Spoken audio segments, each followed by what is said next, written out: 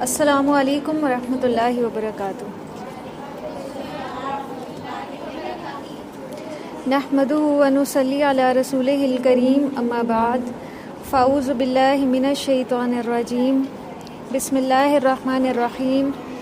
رب اشرح لی صدری ویسر لی امری واحلل عقدۃ من لسانی یفقہوا قولی، رب زدنی علما، اللہم فقہنا فی الدین۔ کیا حال ہے آپ سب کا؟ الحمدللہ میں بھی خیریت سے ہوں، اللہ کا بہت ہی شکر اور احسان ہے۔ آج کون سا باب ہم نے شروع کرنا ہے؟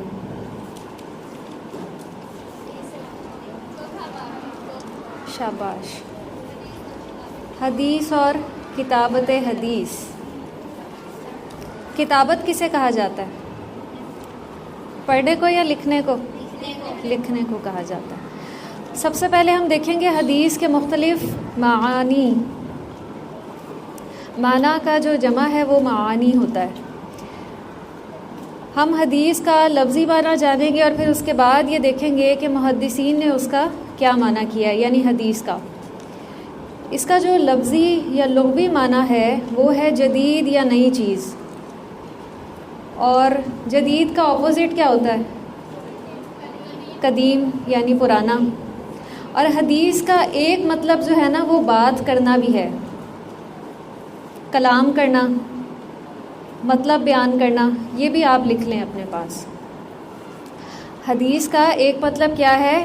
بات کرنا، کلام کرنا، مطلب بیان کرنا۔ اللہ سبحانہ و تعالیٰ نے اپنی کتاب کے لیے بھی حدیث کا لفظ استعمال کیا ہے۔ اللہ نزل احسن الحدیث، کہ اللہ تعالیٰ نے سب سے اچھی کتاب اتاری ہے۔ اب یہاں پہ حدیث کا ورڈ استعمال ہو رہا ہے، مراد یہاں پہ کیا ہے؟ اللہ سبحانہ و تعالیٰ کی کتاب یعنی قرآن۔ پھر اس کے بعد فَبِأَيِّ حَدِيثٍ بَعْدَهُ يُؤْمِنُونَ، یہ سورہ المرسلات کی آیت نمبر 50 ہے۔ پھر اس کے بعد وہ کون سی بات پر ایمان لائیں گے؟ اب یہاں پہ حدیث سے مراد کیا ہے؟ بات۔ اور حدیث کے یہ تمام مفہوم جو ہیں ہمیں قرآن میں مختلف جگہوں پہ ملتے ہیں۔ حدیث کی اصطلاحی تعریف۔ حدیث کی اصطلاح میں اس سے مراد ہے ہر وہ خبر جو نبی کریم صلی اللہ علیہ وسلم سے منسوب کی گئی ہو، جو رسول اللہ صلی اللہ علیہ وسلم کے قول، فعل یا تقریر پر مبنی ہو۔ یہ بہت امپورٹنٹ ہے، یہ آپ نے اچھی طرح سے یاد کرنی ہے۔ حدیث کا اصطلاحی معنی کیا ہے؟ ہر وہ خبر جو نبی صلی اللہ علیہ وسلم سے منسوب کی گئی ہو، جو رسول اللہ صلی اللہ علیہ وسلم کے قول، فعل یا تقریر پر مبنی ہو۔ حدیث کی جمع مکسر جو ہے وہ احادیث ہے۔ حدیث کی جمع کیا ہے؟ احادیث۔ اور نوعیت کے اعتبار سے حدیث کی 3 قسمیں ہیں: حدیث قولی، حدیث فعلی اور حدیث تقریری۔ تقریری سے مراد ہے کہ نبی کریم صلی اللہ علیہ وسلم نے کسی بات کو برقرار رکھا۔ صحابہ کرام میں سے کسی نے آپ کے سامنے کوئی عمل کیا اور آپ نے اس پہ خاموشی اختیار کی، مطلب اس کو برقرار رکھا، اس پہ آپ نے اس فعل سے منع نہیں کیا۔ ایسی حدیث کو حدیث تقریری کہا جاتا ہے۔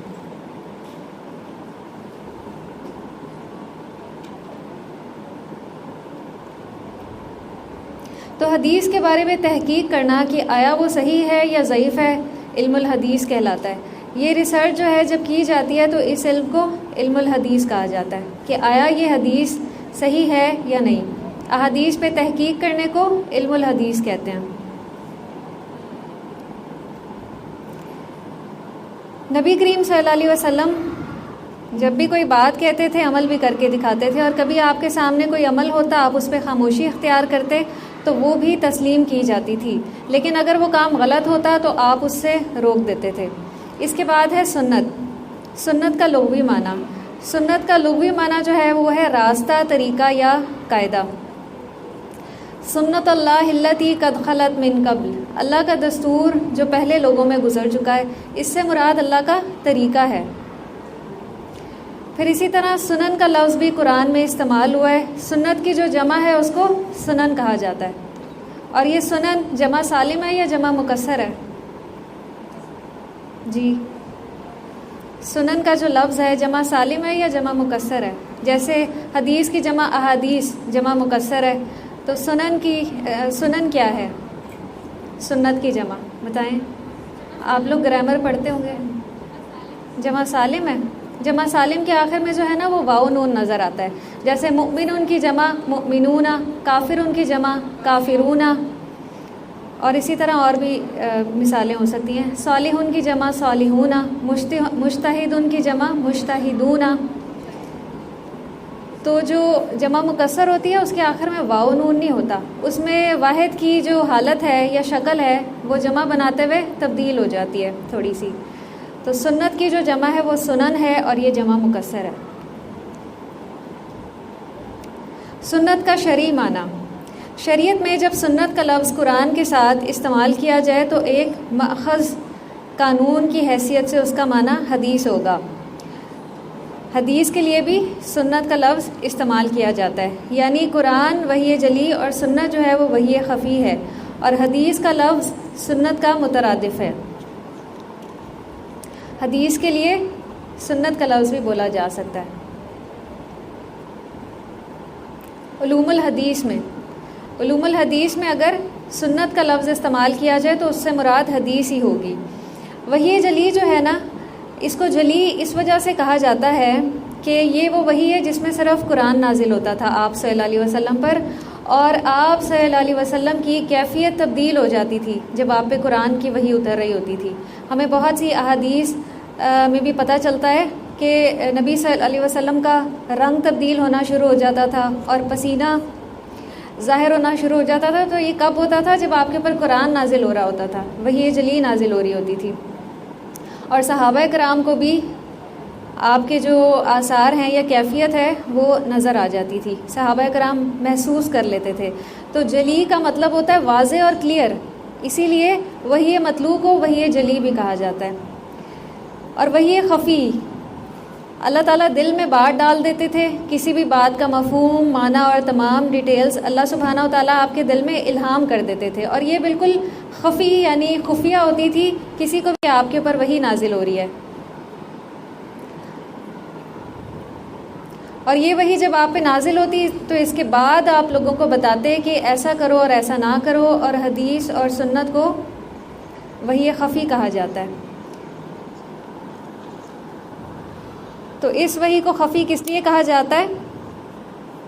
کہ مخفی طور پہ اللہ سبحانہ و تعالیٰ کوئی خیال آپ کے دل میں ڈال دیتے تھے، یعنی الہام ڈال دیتے تھے جس کی کسی کو بھی خبر نہیں ہوتی تھی. سنت اور حدیث. عموماً سنت اور حدیث کے الفاظ ایک دوسرے کے مترادف کے طور پہ استعمال کیے جاتے ہیں، لیکن بعض علماء سنت سے مراد نبی کریم صلی اللہ علیہ وسلم کے ثابت شدہ اقوال، افعال اور تقریر لیتے ہیں، اور حدیث سے مراد رسول اللہ صلی اللہ علیہ وسلم سے منسوب اقوال، افعال اور تقریر لیتے ہیں، چاہے وہ ثابت شدہ ہوں یا نہ ہو. کیونکہ حدیث میں ضعیف حدیث کے ساتھ بھی کیا ہے؟ حدیث لگتا ہے. تو ضعیف حدیث ثابت شدہ تو نہیں ہوتی، لیکن جب سنت کا لفظ بولا جائے گا نا تو اس سے مراد نبی صلی اللہ علیہ وسلم کے ثابت شدہ اقوال، افعال اور تقاریر ہوں گے. تو دوسرے لفظوں میں حدیث عام ہے اور سنت خاص ہے، کیونکہ سنت میں پھر ثابت شدہ کی سٹیمپ لگ جاتی ہے. وہ بات پروفڈ ہونی چاہیے جس کے ساتھ سنت کا لفظ لگ جائے. بہت سے لوگوں کو آپ نے کہتے ہوئے سنا ہوگا کہ یہ تو سنت ہے، تو کیا ضروری ہے کہ ان سے کہا جائے کہ اس کو ثابت کریں؟ اگر وہ ثابت کرتے ہیں پھر تو وہ سنت ہے، اگر نہ ثابت کر سکیں تو وہ سنت نہیں ہے، وہ بدعت ہے پھر. اسی طرح نبی صلی اللہ علیہ وسلم سے منسوب ہر بات کو ہی حدیث کہہ دیا جاتا ہے. موضوع اور ضعیف کے ساتھ بھی حدیث لگا دیا جاتا ہے، کیونکہ وہ نبی کریم صلی اللہ علیہ وسلم سے بات منسوب کر دی جاتی ہے. پھر محدثین جو ہیں وہ تحقیق کے ذریعے سے جانتے ہیں کہ کون سی حدیث صحیح ہے اور کون سی ضعیف ہے، کون سی موضوع ہے، لیکن سنت میں صرف ثابت شدہ اقوال کو ہی سنت کہا جائے گا. تو یہ ان دونوں کا تھوڑا سا فرق تھا. حدیث میں ثابت شدہ اور غیر ثابت شدہ سب شامل ہیں. حدیث میں ثابت شدہ اور غیر ثابت شدہ سب شامل ہیں، یعنی صحیح حدیث، ضعیف احادیث، موضوع احادیث، یہ ساری کس میں شامل ہو جائیں گی؟ حدیث کی کیٹیگری میں. لیکن سنت میں جو ہیں وہ صرف ثابت شدہ اقوال ہی شامل ہوتے ہیں. پھر سنت اور بدعت. بعض اوقات سنت کا لفظ بدعت کے مقابل متضاد کے طور پہ استعمال کیا جاتا ہے، یعنی دونوں بالکل اپوزٹ ہیں. ایسی صورت میں سنت سے مراد عبادات کے وہ مشروع طریقے ہیں یا وہ خاص ہیئتیں ہیں. ہیئت جو ہے وہ شکل کو کہا جاتا ہے، شکلیں جو نبی کریم صلی اللہ علیہ وسلم سے ثابت ہیں. اور بدعت سے مراد وہ غیر مشروع عبادات اور نو ایجاد کردہ طور طریقے ہیں. نو کہتے ہیں نئے کو، جو گمراہ لوگوں نے دین کے نام پر جاری کیے ہیں اور جو سنت سے ثابت نہیں، لیکن لوگ سنت سمجھ کے ان پر عمل کرتے ہیں. تو کیا بدعت والا عمل چاہے وہ کتنا ہی خوبصورت کیوں نہ ہو، اس پہ کوئی اجر ہے؟ نہیں، کوئی اجر نہیں ہے اس پہ. اسی لیے بہت سے لوگ جو ہیں بہت عبادات کر رہے ہوں گے طرح طرح کی، لیکن جب وہ اللہ کے حضور پہنچیں گے تو وہاں پہ وہ ان کو خاک کی مانند نظر آئے گا، کچھ بھی اپنی کی ہوئی عبادات کا اجر نظر نہیں آئے گا. اس لیے بہت ضروری ہے جب بھی کوئی ہم عمل کریں تو تحقیق کر لیں اور اچھی طرح جانچ پڑتال کر لیں کہ آیا یہ نبی کریم صلی اللہ علیہ وسلم کا بھی عمل ہے یا نہیں ہے. تو یہ سبجیکٹ آپ کو اسی لیے پڑھایا جا رہا ہے. وَاذْكُرُوهُ كَمَا هَدَاكُمْ، جیسے اللہ سبحانہ و تعالیٰ نے قرآن میں بھی فرمایا کہ اللہ کا ذکر ایسے کرو جیسے اس نے تمہاری رہنمائی کی ہے. تو نبی کریم صلی اللہ علیہ وسلم نے 7 اعضاء پہ سجدہ کرنے کا حکم دیا ہے، یہ اس کی ایک حیت اور شکل ہے. اب اگر کوئی کہے کہ مجھے تو ایسے سجدہ کرنا اچھا نہیں لگتا، مجھے تو کسی اور طریقے پر پسند ہے، تو یہ اس انسان کی اپنی ذاتی رائے اور مرضی تو ہو سکتی ہے، لیکن اس کو سنت کا درجہ نہیں دیا جا سکتا، چاہے وہ کتنا ہی بڑا عالم اور فاضل انسان کیوں نہ ہو. سنت کے مقابلے میں اس کی کوئی حیثیت نہیں ہے. سنت کا فقہی مفہوم، سنت کا وہی مقام ہے جیسے قرآن کا ہے. جیسے قرآن سے ہمیں فرائض کا اور حلال و حرام کا پتہ چلتا ہے، ایسے ہی نبی کریم صلی اللہ علیہ وسلم کی سنت سے بھی ہمیں حلال و حرام، جائز ناجائز کا پتہ چلتا ہے. اس لیے قرآن اور سنت کا جو مقام ہے وہ بالکل برابر ہے. لیکن جب ہم کہتے ہیں کہ یہ فرض ہے اور یہ سنت ہے، تو پھر سنت جو ہے وہ فقہی سنت بن جاتی ہے، یعنی ایک غیر فرض مشروع عمل.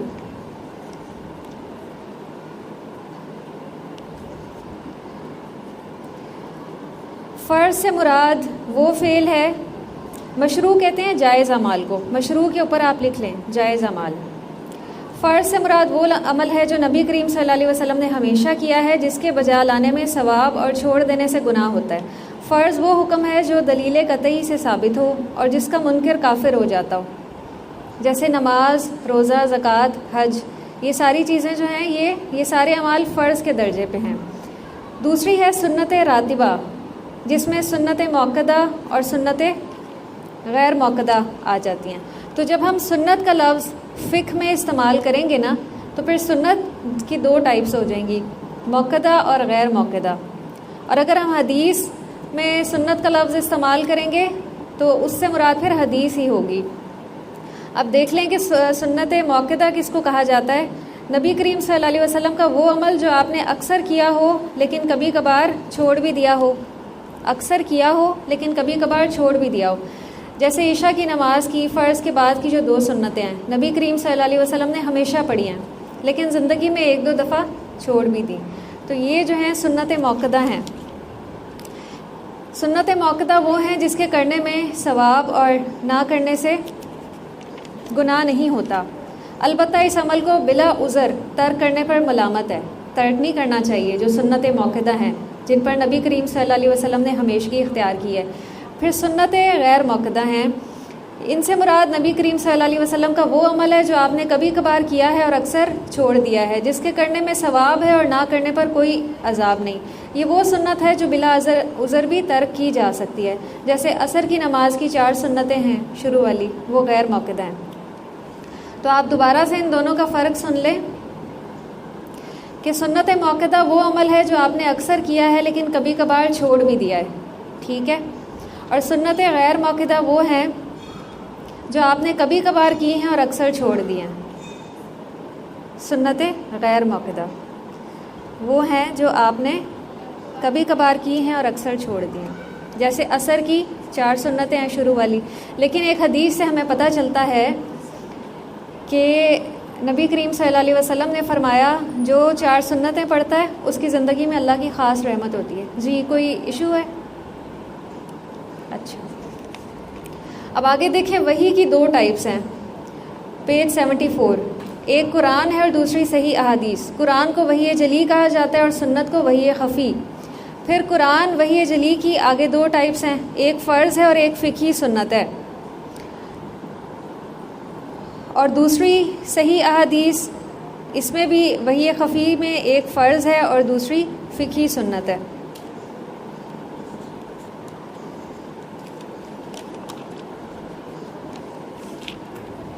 تو فقہی سنت سے مراد سنت موقدہ اور سنت غیر موقدہ ہیں.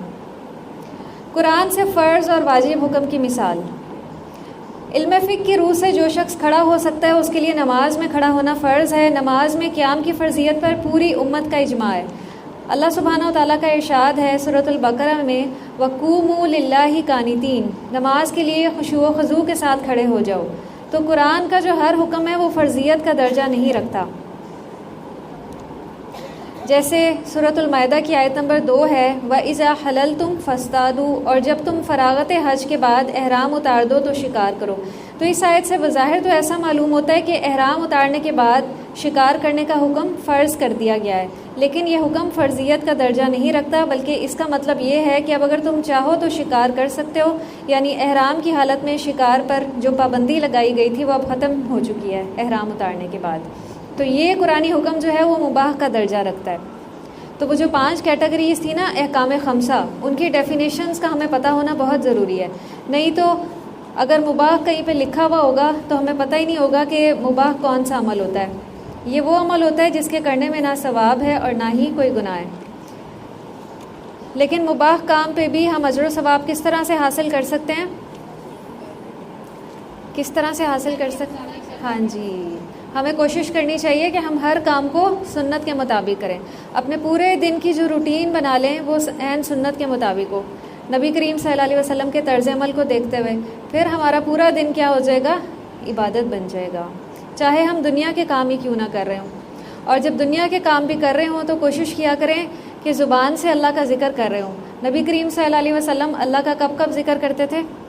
چلتے پھرتے، اٹھتے بیٹھتے، لیٹتے جاگتے، ہر وقت کبھی بھی اللہ تعالیٰ کو بھولتے نہیں تھے. تو ہمارا بھی یہی طرز عمل ہونا چاہیے، کیونکہ انسان جیسے ہی اللہ کے ذکر سے غافل ہوتا ہے نا تو کس کو موقع مل جاتا ہے؟ شیطان کو موقع مل جاتا ہے، اور پھر وہ فائدہ اٹھاتا ہے اور ہمیں کہیں نہ کہیں سے وہ پھسلانے کی اور گمراہ کرنے کی کوشش کرتا ہے. تو کیوں نہ ہم اس کو موقع ہی نہ دیں اور ذکر کو ہم تھام لیں. جو اللہ کے ذاکرین بندے ہوتے ہیں نا، شیطان کا ان پہ کوئی بس اور زور نہیں چلتا. وہ اللہ کی حفاظت میں آ جاتے ہیں، ان پہ اللہ کی خاص رحمت ہوتی ہے. اللہ سبحانہ و تعالیٰ ان کے سارے کام سنوار دیتے ہیں، چاہے وہ دنیا کے ہوں یا دین کے ہوں. تو اس لیے ذکر کو لازم پکڑ لیں. سنت سے ایک فرض حکم کی مثال. پیچھے اب ہم نے قرآن سے فرض حکم کی مثال پڑھی تھی، اب سنت سے ہے. لا یرث المسلم الکافر ولا الکافر المسلم. یہ صحیح بخاری کی کتاب الفرائض کی حدیث نمبر 6850 ہے. مسلمان کافر کا اور کافر مسلمان کا وارث نہیں ہو سکتا. اب یہ حدیث سے ہمیں ایک فرض حکم کا پتہ چل رہا ہے. سنت یعنی حدیث سے غیر فرض حکم کی مثال. یہ بھی بخاری کی حدیث ہے. مغرب کی فرض نماز سے پہلے نبی کریم صلی اللہ علیہ وسلم نے 2 رکعتیں ادا کیں. تو یہ کیا ہے؟ ایک غیر فرض عمل ہے. یہ سنتیں غیر موقدہ ہیں. تو نبی کریم صلی اللہ علیہ وسلم نے ان سنتوں کے بارے میں فرمایا تھا کہ جس کا دل چاہے وہ ان کو ادا کر لے. تو آپ کے اس حکم سے پتہ چلتا ہے کہ ان کا جو درجہ ہے وہ فرض کا درجہ نہیں ہے بلکہ فقہی سنت کا درجہ ہے. فقہی سنت میں کون سی کیٹیگریز آ جاتی ہیں؟ سنت موقدہ اور سنت غیر موقدہ. تو جہاں بھی فقہی سنت لکھا ہوگا تو آپ کے مائنڈ میں آ جانا چاہیے کہ یا یہ سنت موقدہ میں عمل شامل ہوتا ہے یا سنت غیر موقدہ میں. اور پھر آپ کس چیز سے اندازہ لگائیں گے کہ یہ سنت موقدہ ہے اور سنت غیر موقدہ؟ اگر نبی کریم صلی اللہ علیہ وسلم نے اس پہ ہمیشگی اختیار کی ہے اور بہت ہی کم 1-2 بار اس کو ترک کیا تو پھر وہ سنت موقدہ کا درجہ رکھتا ہے. اور اگر نبی کریم صلی اللہ علیہ وسلم نے وہ کبھی کبھار کیا ہے اور اکثر و بیشتر اس کو ترک کر دیا ہے تو پھر وہ کیا ہے؟ سنت غیر موقدہ ہے، جیسے آپ کا یہ عمل ہے. اور محدثین کی اصطلاح میں سنت کا جو لفظ ہے وہ حدیث کے معنوں میں استعمال ہوتا ہے. محدثین بسا اوقات حدیث کی جگہ سنت کا لفظ بھی استعمال کر لیتے ہیں. تو اس سے مراد اگر محدثین یہ ٹرم یوز کریں گے نا تو اس سے مراد حدیث ہوگی. لیکن اگر فقہا یہ ٹرم یوز کریں گے تو اس سے مراد پھر سنت سے کیا ہوگا؟ فقہی سنت مراد ہوگی. سمجھ آئی؟ اگر محدثین سنت کا لفظ استعمال کریں گے تو مراد کیا ہوگی؟ حدیث. اور اگر فقہا جو ہیں وہ استعمال کریں گے سنت کا لفظ تو پھر کیا مراد ہوگی؟ فقہی سنت مراد ہوگی. پھر کتابت حدیث پہ آ جائیں. حدیث کو لکھنے کا حکم. کتابت حدیث کے سلسلے میں چند باتیں یہاں پہ لکھ دی گئی ہیں تاکہ غلط فہمیوں کا ازالہ ہو جائے. حدیث کی کتابت کے بارے میں صحابہ کے درمیان اختلاف واقع ہوا کہ احادیث نبی صلی اللہ علیہ وسلم لکھی جائیں یا نہ لکھی جائیں، کیونکہ اس سلسلے میں نبی کریم صلی اللہ علیہ وسلم کے 2 اقوال موجود تھے. نبی کریم صلی اللہ علیہ وسلم نے پہلے کتابت حدیث سے منع فرمایا تھا لیکن بعد میں اجازت دے دی، اور پہلا حکم جو ہے وہ منسوخ ہو گیا. جس طرح قرآن کی بھی بعض آیات منسوخ ہو جاتی ہیں، اسی طرح بعض احادیث بھی منسوخ ہو گئیں کہ ان کا حکم اب باقی نہیں ہے. اب یہاں پہ دونوں حکم ہمیں بتائے جا رہے ہیں کہ پہلا ابتدائی حکم کہاں پہ ہے، اور یہ اس کے اوپر آپ لکھ لیں، آپ نے خود سے کھول کے دیکھنا ہے. یہ دونوں احادیث جو ہیں، پہلی صحیح مسلم کی ہے اور دوسری جامع ترمذی کی ہے. آپ نے ان کو کھول کے چیک کرنا ہے ان احادیث نمبرز کے ساتھ. ٹھیک ہے؟ کس کس نے اپلیکیشن انسٹال کی ہے؟ ہینڈ ریز کریں. آپ سب نے کھول کے دیکھنی ہے. ٹھیک ہے؟ آپ کو اس کا بہت فائدہ ہوگا انشاءاللہ. نبی کریم صلی اللہ علیہ وسلم نے ابتدا میں احادیث کو صرف بیان کرنے کا حکم دیا اور کتابت سے منع فرمایا. یہ صحیح مسلم کی حدیث ہے. حضرت ابو سعید خدری رضی اللہ عنہ سے روایت ہے کہ نبی کریم صلی اللہ علیہ وسلم نے فرمایا، میری طرف سے کچھ نہ لکھو، اگر کسی نے قرآن کے علاوہ کچھ لکھا ہے تو اسے چاہیے اسے مٹا دے. مجھ سے حدیث بیان کرو، کوئی مذائقہ نہیں، البتہ جس نے مجھ پہ جانتے بوجھتے جھوٹ بولا وہ اپنا ٹھکانہ جہنم میں بنا لے. نبی کریم صلی اللہ علیہ وسلم کا آخری حکم، یہ جامع ترمذی کی حدیث ہے اور یہ آپ کو 2657 نمبر پہ ملے گی. یہاں جو نمبر لکھا گیا ہے نا، اس نمبر پہ نہیں ملے گی. اور اوپر والی جو حدیث ہے وہ آپ کو 3004 نمبر پہ ملے گی، جو اسلام 360 ایپ ہے اس پہ یا مکتبہ شاملہ پہ. پہلی حدیث جو ہے وہ 3004 نمبر پہ ملے گی اور دوسری جو ہے وہ 2657 نمبر پہ ملے گی. اللہ تعالیٰ اس بندے کو تر و تازہ اور خوش و خرم رکھے جس نے میری بات سنی، اسے یاد کیا اور محفوظ رکھا، پھر دوسروں تک پہنچایا. یہاں محفوظ رکھنے سے مراد جو ہے نا وہ کتابت حدیث ہی ہے، حدیث کو لکھنا. پھر صحیح بخاری کی ایک حدیث ہے، میرے پاس لکھنے کا سامان لاؤ کہ میں تمہیں ایسی بات لکھوا دوں جس کے بعد تم گمراہ نہ ہوگے. اب وجہ بتائی جا رہی ہے کہ ابتدا میں نبی کریم صلی اللہ علیہ وسلم نے کیوں منع کیا تھا. ابتدا میں اس لیے منع کیا تھا کیونکہ اس وقت قرآن بھی نازل ہو رہا تھا کہ کہیں قرآن اور جو خلط ملط نہ ہو جائیں احادیث. لیکن جب بعد میں یہ اندیشہ باقی نہ رہا تو آپ نے اجازت دے دی. اس بارے میں علماء کی بھی تحقیق ہے.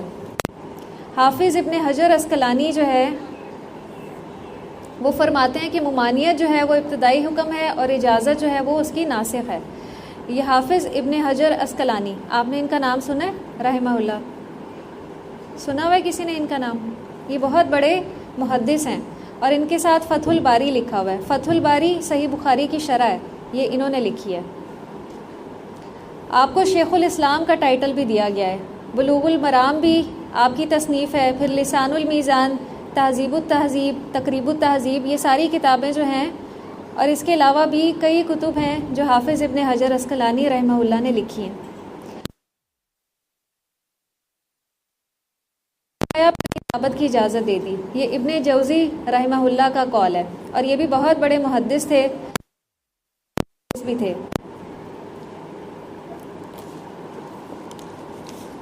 اب خلاصے میں جو سیکنڈ پوائنٹ ہے، سیکنڈ اور تھرڈ، یہ بہت اہم ہے. پہلے سے دیکھ لیں، علم حدیث کی اصطلاح میں نبی کریم صلی اللہ علیہ وسلم کے قول، فعل یا تقریر کو حدیث کہتے ہیں. سب مل کے پڑھیں اور اس کو یاد کریں.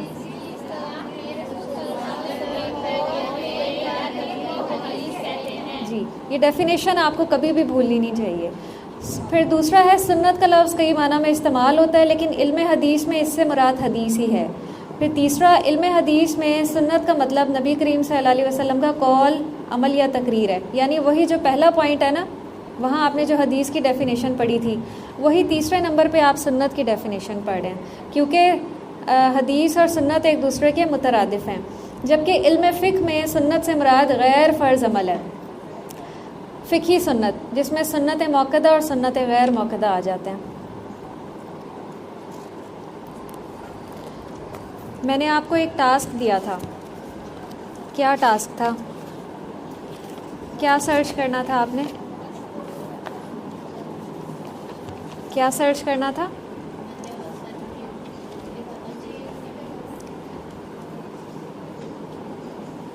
امت وسط کے بارے میں پڑھنا تھا، سورۃ البقرہ کی آیت نمبر 43 سے۔ سب سے پہلے ہم دیکھتے ہیں کہ تفسیر احسن البیان میں امت وسط کے بارے میں کیا لکھا گیا ہے۔ امت وسط جو ہے اس کا لغوی معنی درمیان کے ہیں، لیکن یہ بہتر اور افضل کے معنی میں بھی استعمال ہوتا ہے، یعنی جس طرح تمہیں سب سے بہتر قبلہ عطا کیا گیا، اسی طرح تمہیں سب سے افضل امت بھی بنایا گیا ہے، اور مقصد اس کا یہ ہے کہ تم لوگوں پر گواہی دو، جیسا کہ دوسرے مقام پہ ہے لِيَكُونَ الرَّسُولُ شَهِيدًا عَلَيْكُمْ وَتَكُونُوا شُهَدَاءَ عَلَى النَّاسِ، کہ رسول تم پر اور تم لوگوں پر گواہ ہو۔ اس کی وضاحت بعض احادیث میں اس طرح آئی ہے کہ جب اللہ سبحانہ وتعالیٰ پیغمبروں سے قیامت والے دن پوچھیں گے کہ تم نے میرا پیغام لوگوں تک پہنچا دیا تھا، تو وہ اسبات میں جواب دیں گے، تو اللہ تعالیٰ فرمائیں گے کہ تمہارا کوئی گواہ ہے؟ تو وہ کہیں گے کہ ہاں، محمد صلی اللہ علیہ وسلم اور ان کی امت، چنانچہ یہ امت جو ہے وہ گواہی دے گی۔ ایک وجہ تو یہ ہے امت وسط ہونے کی۔ اور پھر تفسیر القرآن میں ہمیں اس کا مفہوم اس طرح سے ملتا ہے کہ امت وسط سے مراد ایسا شرف اور اعلیٰ گروہ ہے جو عدل و انصاف کی روش پر قائم ہو۔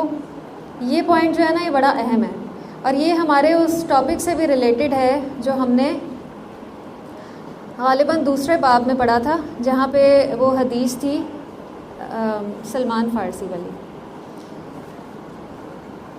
کہ وہ اپنے دوست سے ملاقات کرنے کے لیے گئے تھے، تو انہوں نے ان کو کچھ نصیحتیں کی تھیں۔ تو امت وسط سے مراد وہ امت ہے جو عدل و انصاف کی روش پر قائم ہو اور افراط و تفریط اور غلوف سے پاک ہو۔ ٹھیک ہے، افراط و تفریط، وہاں پہ ہم نے پڑھا تھا نا کہ دین کے جو معاملات ہیں نا، اس میں ہمیں افراط و تفریط سے بڑھنا ہے۔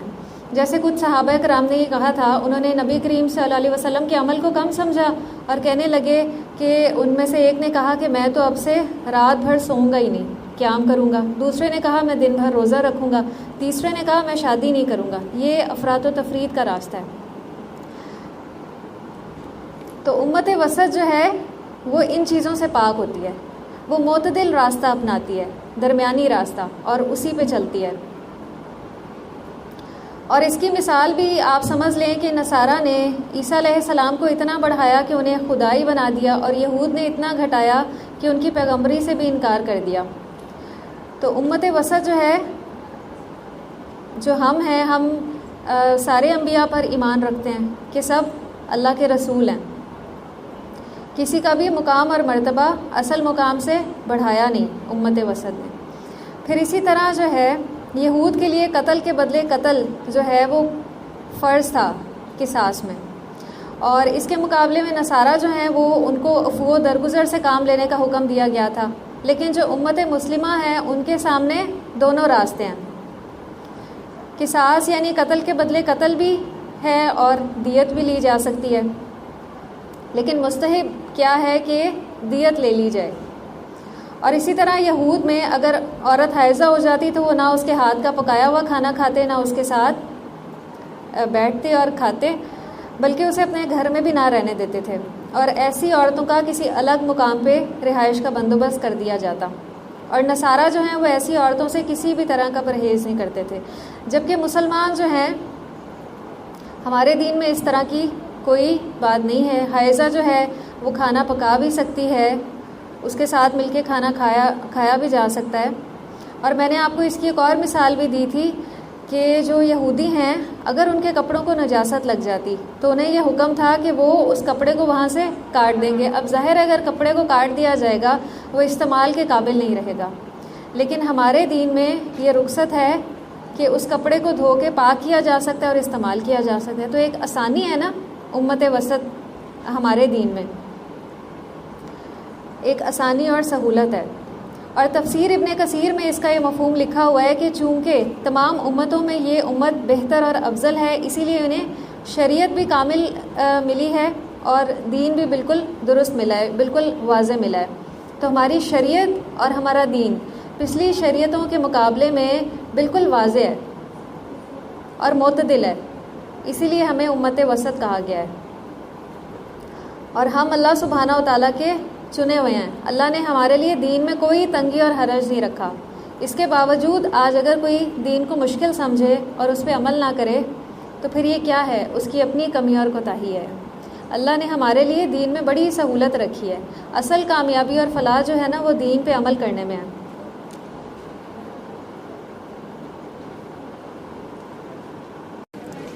وآخر دعوانا ان الحمد للہ رب العالمین، سبحانک اللہم و بحمدک، نشہد ان لا الہ الا انت، نستغفرک ونتوب الیک۔